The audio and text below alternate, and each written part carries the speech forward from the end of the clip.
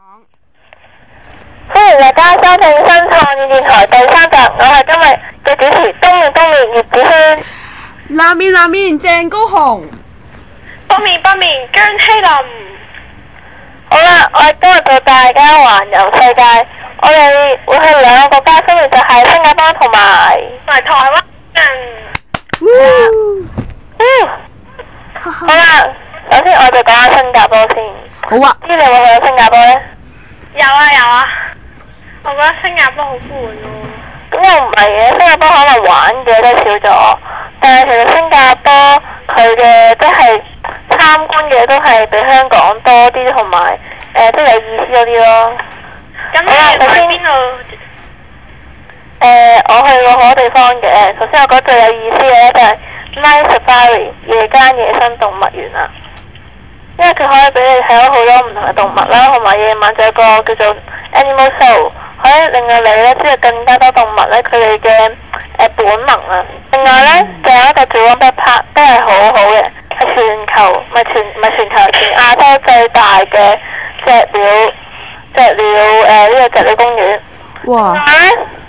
一定要去啊！聖淘沙入面有環球影城啊 ，Underwater World 啊，仲有一個多仙力觀。但係我覺得大家唔應該去多仙力觀，因為入面嗰啲海豚咧係仲渣過香港海豚嗰啲。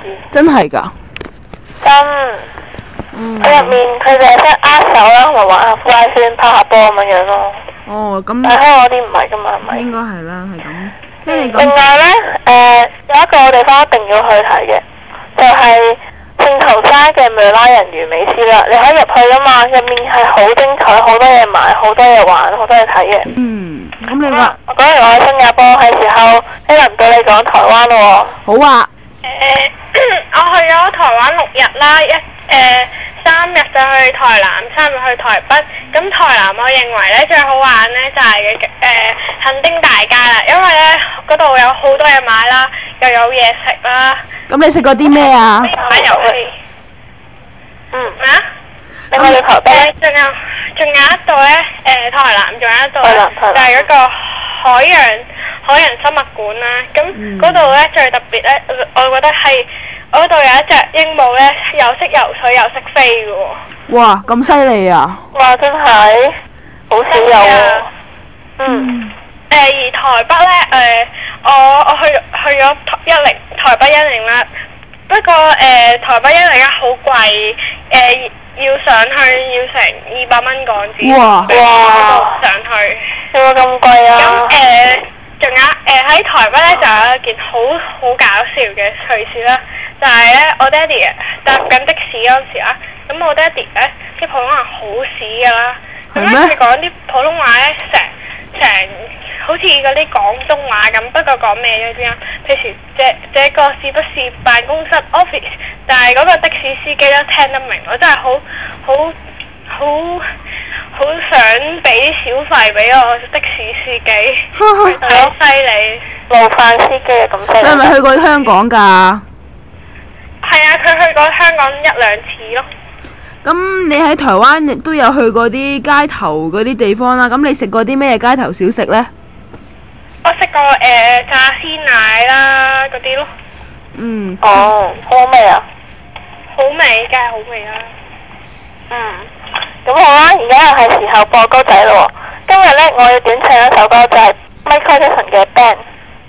點解我揀呢首歌呢？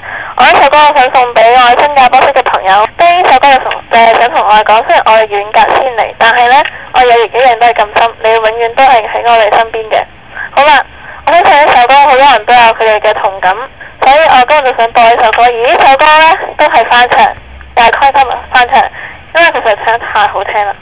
好，請大家細心聆聽。好啊。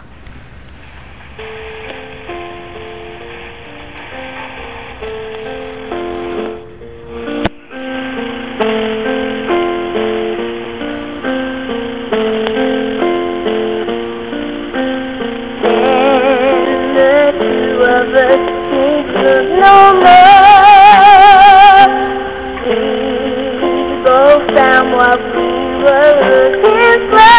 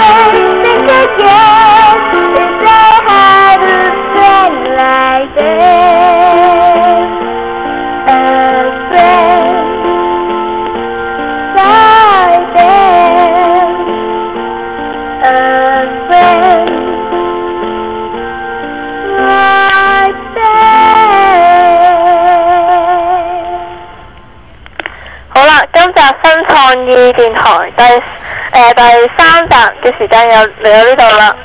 咁下集再見啦，我哋拜拜。拜拜。係。下集依然由鄭高雄、姜希林、葉志軒嚟主播新創意電台第4集。我哋下一集會邀請到陳偉迪歌王，我哋學校嘅歌王去介紹一下佢嘅明星歌聲足跡嘅。咁希望大家收睇，拜拜。喂，多次啊。